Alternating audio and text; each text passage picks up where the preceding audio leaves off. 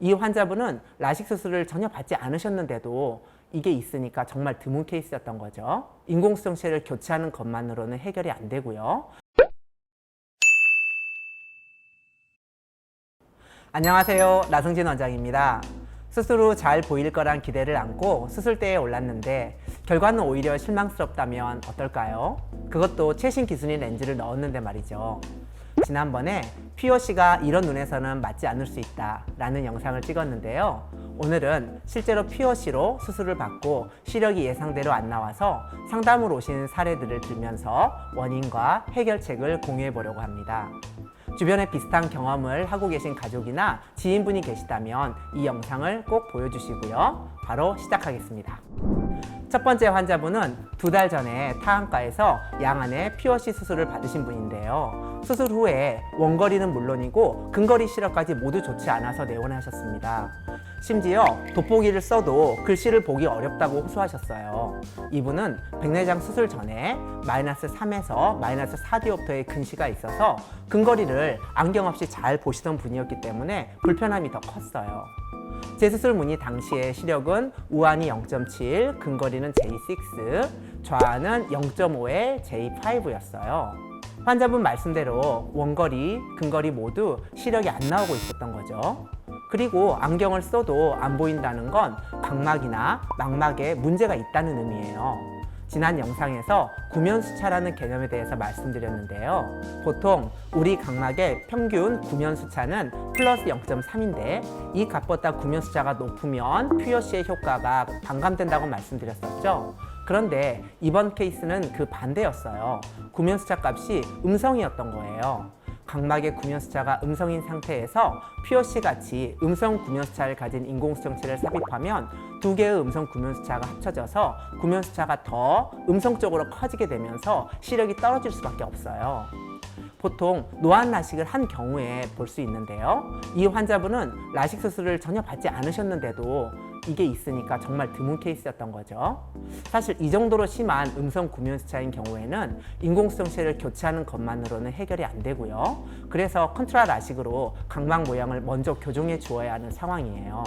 그런데 망막 검사를 해보니 문제가 또 있었어요. 망막 출혈이 동반된 당뇨 망막병증까지 발견된 거예요. 그리고 망막의 중심부인 황반의 부종이 심해서 이 치료가 더 시급한 상황이었습니다. 결국 양쪽 눈에 안군의 항체 주사 치료를 했고요. 한 달 후에 2차 주사와 함께 컨트라 라식을 시행할 예정이에요. 이 사례를 통해 중요한 2가지를 알 수 있는데요. 첫 번째는 백내장 수술 전에 각막의 형태를 정확히 파악하는 것이 얼마나 중요한지 알 수 있었고요. 만약 수술 전에 이 환자분의 각막 형태를 정확히 알았다면 컨트라 라식으로 먼저 각막 모양을 교정한 후에 다초점 렌즈를 삽입했으면 더 좋은 결과를 얻을 수 있었을 거예요. 두 번째는요, 환자분의 기존 눈 상태를 고려해서 렌즈를 선택해야 한다는 거죠. 이 환자분은 백내장 수술 전에 -3에서 4디옵터의 근시였잖아요. 이미 근거리를 잘 보셨던 분이라 POC 수술이 성공적이었더라도 근거리 시력이 만족하지는 못했을 가능성이 높아요. 따라서 근거리를 더 잘 볼 수 있는 렌즈를 선택했으면 좋았을 것 같아요. 종합해서 볼 때 이 환자분은 각막과 망막에 문제가 있는데 각막은 컨트라 라식으로 해결을 할 수 있고요. 망막은 당뇨 조절과 주사 치료를 해야 하는데 2가지 문제가 잘 해결되어서 렌즈 교체까지는 하지 않고 잘 지내실 수 있으면 좋겠습니다. 이제 2번째 사례를 볼까요?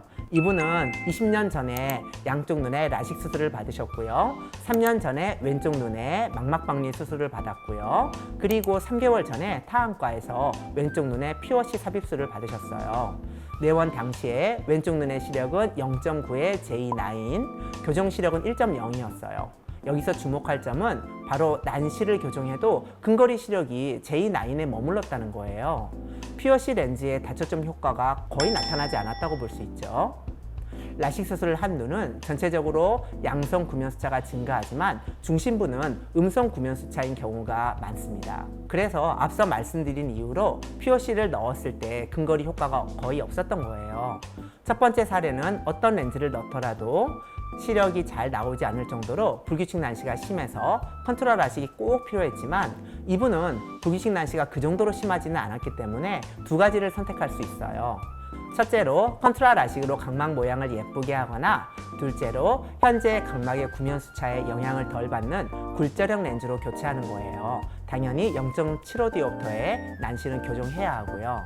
환자분께서는 수술한 지 3개월밖에 안 됐기 때문에 렌즈 교체가 비교적 쉬운 상태라서 굴절형 렌즈로 교체할 것을 권유드렸고요.